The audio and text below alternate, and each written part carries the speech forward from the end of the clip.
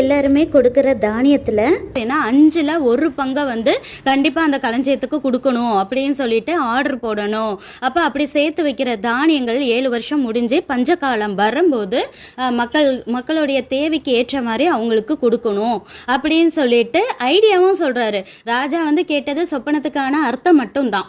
ஆனால் தேவனுடைய கிருபை இருந்ததுனால அவர் ஐடியாவும் சேர்த்து சொல்கிறாரு.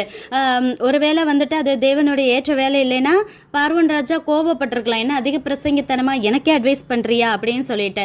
ஆனால் அந்த மாதிரி ராஜா சொல்லலை. ராஜாவோட பார்வையிலையும் அவங்க ஊழியக்காரங்க பார்வையிலையும் அந்த அட்வைஸ் வந்து ரொம்ப நல்லதாக இருந்துச்சு அப்படின்னு சொல்லிட்டு பைபிள் வசனம் சொல்லுது. அப்போ உடனே பார்வோன் சொல்கிறாரு, தேவ ஆவியை பெற்ற ஒன்றை போல ஒரு மனுஷன் இந்த ஊரில் எங்கே இருப்பான், நான் எங்கே போய் தேடுவேன், நீயே இரு அந்த அதிபதியா அப்படின்னு சொல்லிட்டு டக்குன்னு ஒரே செகண்டில் எகிப்துக்கே அதிபதியாக தூக்கி உயர்த்தி வச்சுட்டாரு. இனிமேல இருந்து எகிப்துக்கே அதிபதி நீதான் அப்படின்னு சொல்லிட்டு அவர் கையில் இருந்த ஒரு முத்திர மோதிரத்தை கலட்டி அவரோட கையில் போட்டு விடுறாரு.